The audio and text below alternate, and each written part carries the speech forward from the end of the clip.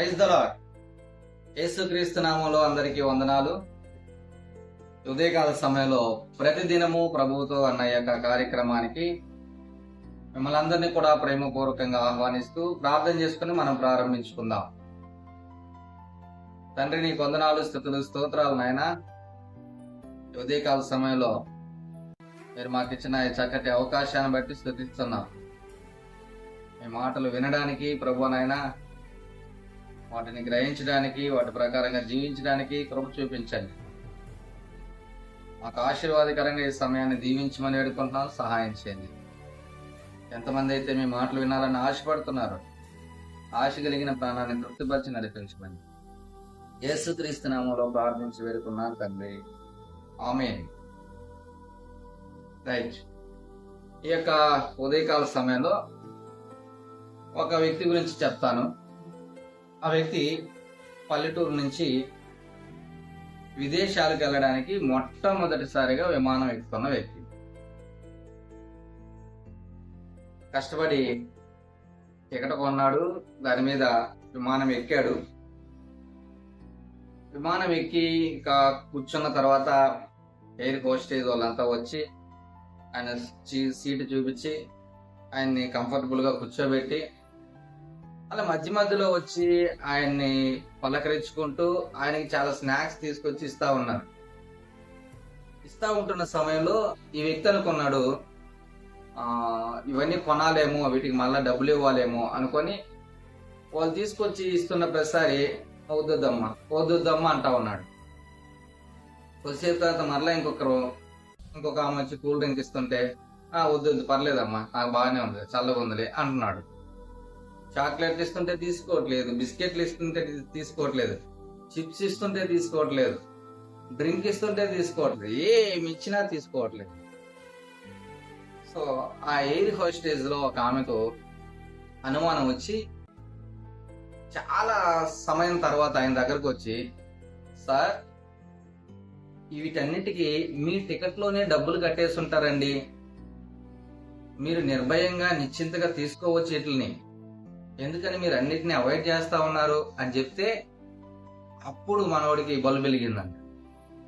అవునా, అరే నేను ఎంతసేపు వద్దు అన్నానా, ఇది డబ్బులు కట్టాల్సి వస్తుందేమోనని, మరలా ఇంటికి ఎవరు ఎక్కువ ఖర్చు పెట్టుకుంటారని చెప్పి నేను అన్నిటిని వద్దనుకున్నానా అని అంటూ ఇంకా అప్పుడు చేతికి అందినాటివి తెచ్చినట్టు తీసుకుంటా ఉన్నాడు.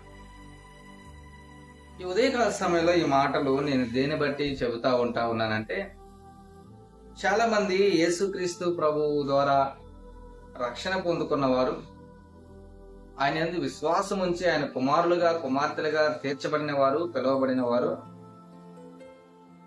రక్షణతో పాటు దేవుడు మనకి ఇవ్వబోతూ ఉంటున్న అనేక రకాలైన మేలులను, ఆశీర్వాదాలను పొందుకోవడానికి సంకోచిస్తుంటున్న వారిగా ఉంటా ఉన్నారు. ఆయన కోకొల్లలుగా మనకు మేలు చేయాలని ఆశపడతా ఉంటే మనమేమో సంకోచిస్తుంటున్న వారంగా ఉంటా ఉన్నాం. దీన్ని అడగొచ్చో అడగకూడదు, దీన్ని పొందుకోవచ్చో పొందుకోకూడదు, దేవుడు ఇది ఇస్తాడా నాకు, మరి ఎక్కువగా కోరుకుంటున్నానేమో. చాలాసార్లు మనము అలాగే ఆలోచన చేస్తుంటున్న వారంగా ఉంటా ఉన్నాం. అయితే చెప్పదలిచిన మాట, ఎవరైతే ఆయన యందు విశ్వాసం ఉంచుతా ఉంటా ఉన్నారో, ఎవరైతే ఆయన కుమారులుగా కుమార్తెలుగా అంగీకరించబడి ఉంటా ఉన్నారో, దాంతోపాటు ఎవరైతే ఆయన రాజ్యమును నీతిని వెతుకుతూ ఉంటున్న వారు ఉంటున్నారో వారందరికీ ఆయన అన్నిటినీ అనుగ్రహించడానికి ఇష్టపడుతున్న దేవుడిగా ఉంటా ఉన్నాడు. రక్షణతో పాటు వారి యొక్క ప్రతి అవసరతను తీర్చడానికి ఇష్టపడుతున్న దేవుడిగా ఉంటా ఉన్నాడు. మత్తయి సువార్త 6వ అధ్యాయం 33వ వచనంలో చెప్పబడతా ఉంది, కాబట్టి మీరు ఆయన రాజ్యమును నీతిని మొదట వెదకుడి, అప్పుడు అవన్నీ మీకు అనుగ్రహింపబడును.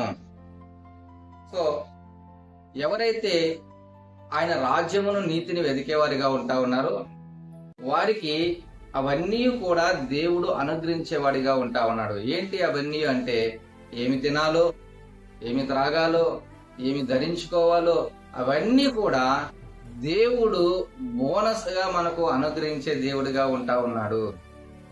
మనం ఏం చేస్తామంటే, అబ్బా రేపేం చేయాలి, అయ్యో ఏం తినాలి, అమ్మో ఎలా బ్రతకాలి, ఏ విధంగా జీవించాలి, చాలా అవసరతలు ఉన్నాయి, పిల్లల గురించి, కుటుంబాల గురించి, ఇంకా పనుల గురించి, చాలా రకాలైన ఆలోచన మనం ఆలోచిస్తూ చింతిస్తుంటున్న వారంగా ఉంటాం. దేవుడు అంటా ఉన్నాడు, మొదటగా నా నీతిని నా రాజ్యమును వెదకుడి, నా రాజ్యమును నా నీతిని వెదకుడి, అప్పుడు అవన్నీ మీకు అనుగ్రహింపమని. దాంట్లోనే ఇంక్లూడ్ అయి ఉంటున్నాయి. ఆ వ్యక్తి ఎలాగైతే టికెట్ కొన్నప్పుడు టికెట్ లోనే అవన్నీ కూడా ఇంక్లూడ్ అయి ఉంటా ఉన్నాయో, అలాగే దేవుడు మనలను ఒకసారిగా ఆయన మనల్ని కొన్న తర్వాత, ఆయన కుమారులుగా కుమార్తెలుగా చేసుకున్న తర్వాత మనకు రావాల్సిన రక్షణతో పాటు చాలా ఇంక్లూడ్ చేసి అనేకమైనటివి మనకు అనుగ్రహించడానికి సిద్ధంగా ఉంటున్న దేవుడు. కానీ మనమే చాలా విషయాలలో చింతిస్తుంటున్న వారంగా, తొందరపడుతుంటున్న వారంగా, కలవరపడుతుంటున్న వారంగా ఉంటా ఉన్నాం. కాబట్టి ఉదయకాల సమయంలో చింత, కలవరము, లేకపోతే భయము, ఆందోళన, భవిష్యత్తుని గురించి దిగులు ఏమైనా ఒకవేళ ఉన్నట్లయితే నువ్వు అర్థం చేసుకోవాల్సింది ఏంటంటే, ఆయన నిన్ను పిలుచుకున్నాడు కదా, నిన్ను ఏర్పరచుకున్నాడు కదా, నిన్ను రక్షించుకున్నాడు కదా, ఆ రక్షణతో పాటు నీకు చాలా విషయాలలో ఆయన సహాయకుడిగా నిలబడాలని, అనేకమైనటివి నీకు అందించాలని ముందుగానే సిద్ధపరిచిన దేవుడిగా ఉంటా ఉన్నాడు. నీ భవిష్యత్తు అంతటికి ఏం అవసరమో, ఏ అక్కర నీకుందో వాటన్నిటిని కూడా ఆల్రెడీ ఆయన తెలుసుకున్నవాడిగా సమకూర్చిన దేవుడిగా ఉంటా ఉన్నాడు.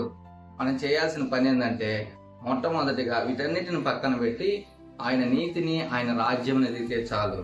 నీకేం కావాలో అవి వాటన్నిటిని కూడా నీ ముందు తీసుకురావడానికి ఆయన సిద్ధపడతా ఉంటా ఉన్నాడు. నువ్వు దేనికోసం కూడా అంతగా కలవరపడాల్సిన అవసరం లేదు, భయపడాల్సిన అవసరం లేదు, దిగులు పడాల్సిన అవసరం లేదు.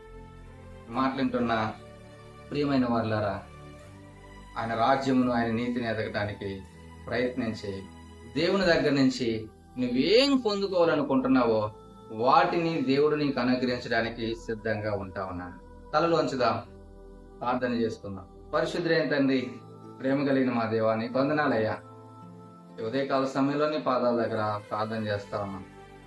ఎవరికైతే దిగులుందో, భయముందో, నాయన చింత ఉందో వాటిని దూరపరచండి అయ్యా. నాయన మీరన్నిటినీ మా కొరకు సమకూర్చడానికి సిద్ధపడుతున్న దేవుడిగా, అన్నిటిని ఇవ్వడానికి ఇష్టపడుతున్న దేవుడిగా ఉన్నామని గ్రహించి ధైర్యంగా దేవనైనా జీవించడానికి సహాయం చేసి నడిపించమని, నీ రాజ్యంలో నీ నీతిని ఎదగడానికి సహాయం చేయమని యేసుక్రీస్తు నామములో ప్రార్థించి వేడుకున్నాను తండ్రి. ఆమేన్. God bless you.